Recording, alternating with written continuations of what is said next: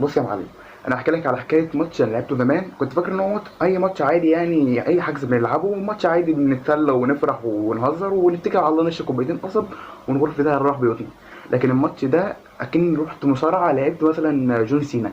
احنا كفرقه كنا متفقين ان احنا هنروح منطقه تانية نلعب ماتش ودي مع ناس ايه صحابنا برضو، ولكن ما يعني واحد بس فينا اللي يعرفهم والباقي ما يعرفهمش. وماتش ودي رايحين نلعبه يعني ايه، يعني هزار تسالي، نقعد نتسلى ونهزر مع بعض لحد ما الماتش يخلص واللي يكسب يروح وتمام، والشهر تخلص ونتكل على الله. انا اول ما نزلت انا شفت الحارس بتاعهم، اول حاجه لفت نظري الحارس بتاعهم. عارف الحارس بتاعهم كان لابس ايه؟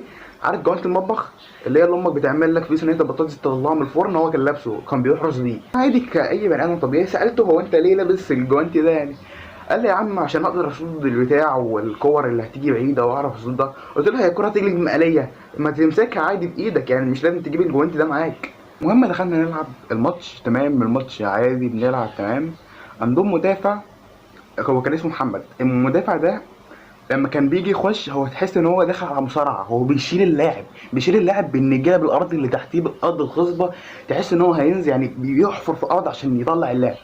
هو تقريبا بعد كل ده هو كسر 4 لعيبه من عندنا، ما خدش ولا تقريبا. الحكم ابن عمته جاي معاه الكوره ولقيته جاي عليا، فانا حاسس ان انا بلعب جودو، انا اللي هيلمسني هطير دماغه. عمال اشوط الكوره يمين وشمال وفوق وتحت، عايز اجيب جون، عايز اجيب جون، اعمل اي اسيست حتى، اعمل اي حاجه.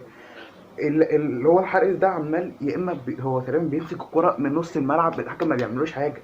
بيمسك الكوره من عند الجون بتاعنا وما بيعملوش حاجه. طب يعمل ايه طيب؟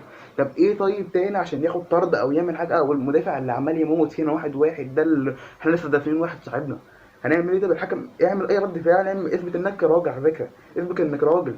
حكم ممكن يعني تديله طرد تطلعه بره، احنا بكام بنموت. المهم الماتش خلص بس احنا خسرنا 2-3 يعني بالحكم. مش عارف والله، ده لو ابن امه مش هيعمل كده معايا يعني. الفرقه طبعا كانت بالكوسه طبعا علشان حسب ضربتين جزاء تقريبا، حسبهم من نص الملعب، فانا مش عارف ده ايه يعني. بس احنا ايه، قلنا نلعب ماتش كمان مع فرقه كانت موجوده بس يعني. الفرقه بتاعتنا دي مشيت خلاص والفرقه بتاعتهم مشيت، فمفضلش غير فرقتنا احنا وفرقه حد تاني. قلنا نلعب ماتش كده ودي بيننا ودي يعني ودي هزار مع اصحاب عادي. قلنا هنلعبه وهنشوف ايه ونروح في ده نروح. قلنا قبل الماتش ده نسخن شويه.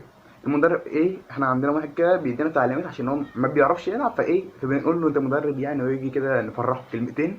فايه يجي يقول لنا كام كلمه كده يعمل فيها مدرب.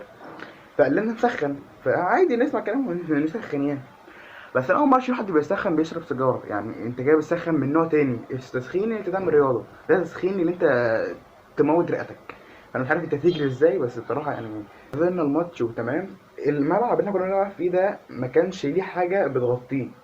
يعني ايه ما كانش ليه ما كانش ليه يعني زي ستاره كده، او كانش ليه حاجه اللي هي بتاعت الحديد اللي بتلف حوالين الملاعب دي، كان مكشوف. فكنا بنلعب تمام، فكان عندنا واحد غبي، والله غبي جدا، شاط الكوره. كان عندنا واحد بتاع فول، الكوره دخلت جوه القدر، والله جوه القدر نفسها. فايه طيب دخلت جوه الفول تعمقت جوه. فهو الراجل ايه، الحمد لله هو ما اشتمناش يعني، مش فاكر هو عمل ايه انا فيه عشان ما بحبش افتكر الكلام ده.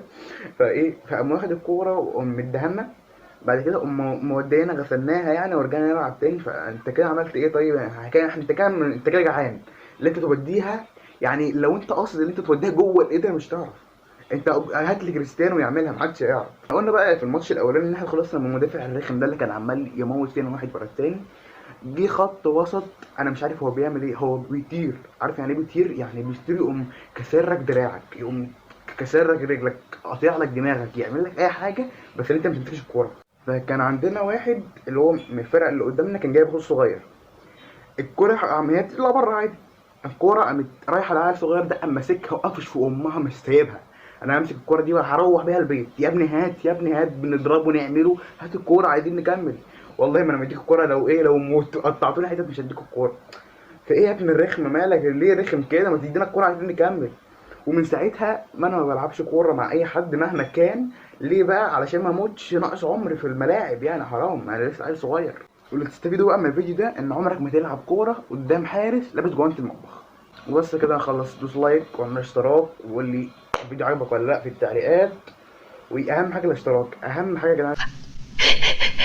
عايزة اشوف احمد فرحان. السلام عليكم.